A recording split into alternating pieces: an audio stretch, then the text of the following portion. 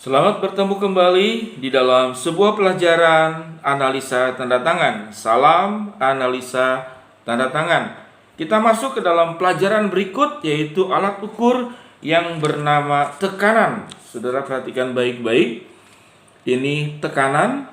Jadi yang nomor 1 itu yang ditekan, yang nomor 2 itu biasa penekanannya, yang ketiga itu mengambang. Jadi akan kelihatan saudara kalau tekanan itu biasanya kalau waktu Anda menulis itu jadi kelihatan lebih tebal. Dan kalau dibalik itu terasa. Jadi kalau Anda balik ini tanda tangannya ditekan. Waktu Anda pegang bagian sininya itu, dia tuh ada timbul ya. Ada hal yang timbul karena dia ditekan. Jadi ini yang tekanan. Nah, kalau yang nomor 3 itu biasanya mengambang. Jadi kalau pulpennya itu ditekan itu terasa ya. Kalau Anda menulis saudara-saudara ditekan itu dari gerakan tangan pun kelihatan. Nah, kalau yang biasa mungkin seperti ini. Nah, kalau yang mengambang biasanya dia seperti kaki yang agak sedikit menapak dan tidak menapak. Nah, kalau kita bicara saudara tentang tekanan, kalau tanda tangan yang ditekan, saudara akan bertemu tanda tangan yang ditekan. Nah, itu saudara, kata tekan juga menunjukkan ada tenaga, ada power ya. Jadi penuh dengan energi, penuh dengan keyakinan, penuh dengan kepercayaan diri, itu segi positifnya. Penuh dengan daya juang untuk mencapai apa yang diharapkan. Namun negatifnya tekanan itu adalah memaksa ya, memaksakan kehendak, tidak menghargai pendapat orang lain, tidak sabar, dan juga bisa juga punya karakter itu pemarah. Pemarah kadang-kadang tidak bisa mengendalikan diri. Nah, itu yang ditekan, jadi sangat ditekan. Nah, kalau yang mengambang saudara itu mudah sekali saudara kebalikannya ya. Kalau kita bahasa Indonesia itu tinggi, rendah, atas, bawah, kurang lebih begitu ya, luar, dalam. Nah, kalau yang mengambang bagaimana? Itu sebaliknya ya. Dia tidak memaksa, dia tidak menekan, dia kalau menyampaikan sesuatu dia juga memikirkan dulu situasi lingkungan yang ada di sekitarnya, apakah mereka bisa menerima kepandangan kita. Jadi orang yang mengambang malah cenderung mendengarkan dulu, mendengarkan pendapat orang, mendengarkan pemikiran orang. Nah, kalau dianggap apa yang dipikir orang itu sudah tepat dan dia merasa sesuai dengan pikirannya, dia oke-oke aja. Bahkan untuk hak pribadinya pun kalau merasa tidak perlu, mungkin dia tidak menyampaikan pendapat. Jadi orang yang mengambang itu lebih banyak mengalah, lebih banyak memberi ruang kepada orang lain, dan dia tidak terganggu. Kalau katakanlah kalau hak dia ya, selama tidak hal yang sangat prinsip, itu terambil sebagian, popularitasnya terambil sebagian, dia tidak sangat terganggu bagaimana ya. Paling dia mengeluh, paling cerita mungkin dengan orang-orang dekatnya seperti demikian. Jadi kalau yang tanda tangan menekan itu terlalu memaksakan kehendak, terlalu ingin menyampaikan keinginannya.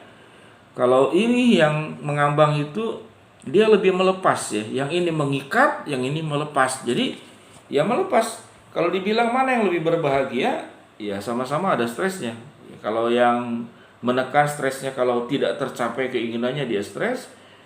Kalau yang mengambang itu kalau dia ditekan nih, haknya itu diambil, ya dia bisa rasa tertekan atau juga dia belajar terima-terima saja. Nah, kalau yang di tengah ya, yang normal-normal, nah, tanda tangan umumnya itu normal. Nah, usia menekan ini biasanya usia-usia profesi tertentu ya, para pemimpin, orang-orang yang punya kesuksesan, orang yang punya mimpi besar, ambisi besar. Nah, kalau yang di tengah-tengah, jadi normal saja. Ini adalah tanda tangan yang sangat umum. Jadi orang-orang yang normal-normal saja berarti dia bisa menyampaikan pendapat, menyampaikan keinginan, menyampaikan perasaan. Namun dia juga menghargai keinginan, pendapat, dan juga perasaan orang lain. Yaitu yang di tengah. Jadi kalau secara adaptasi, itu yang normal itu adalah yang nomor 2 yang di tengah. Kalau secara kesuksesan, ya mungkin nomor 1 lebih cepat sukses.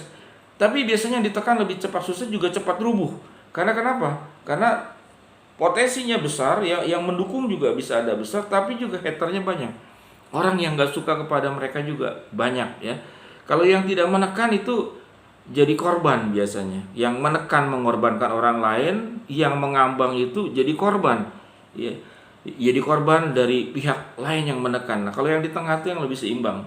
Dia bisa mendapatkan diri kapan mendengarkan pendapat orang lain, memberikan hak kepada orang lain, namun dia juga bisa mempertahankan hak dan juga hak-hak pribadinya dia juga bisa pertahankan. Saudara berbicara tentang analisa, tentang tekanan, tentang ketinggian, tentang patahan yang kita sudah belajar, nanti ketinggian kita belajar juga. Ada memang unsurnya sama. Jadi kalau misalkan dia sudah patah, sudah menekan, sudah tinggi, itu berarti faktor menekannya, faktor memaksanya itu jadi sangat tinggi. Nanti kita akan belajar kalau beberapa alat ukur itu dipadukan, ya, itu bagaimana kemudian hasilnya. Namun saudara silakan campurkan. Kalau ada dari alat ukur yang berbeda, hasilnya sama, nah itu berarti tinggal ditambahkan, ya. Jadi kalau alat ukur berbeda, hasilnya sama, berarti kapasitas dari apa yang dianalisa itu semakin tinggi, semakin besar. Jadi tergabung semakin banyak di bagian-bagian itu. Nanti saudara perlahan-lahan kalau sudah belajar makin lama, saudara akan makin pandai. Kita akan mulai menganalisa tanda tangan orang lain. Jadi ada unsur apa saja? Biasanya di tanda tangan itu ada 2-3 unsur yang dominan. Nah, kita pelajari, kita petik. Silakan Anda terus mengikuti sampai kemudian Anda bisa minimal mengenal diri sendiri, keluarga, sahabat terdekat, sampai kemudian Anda bisa menganalisa orang lain. Sampai berjumpa kembali di pelajaran berikut. Salam analisa tanda tangan.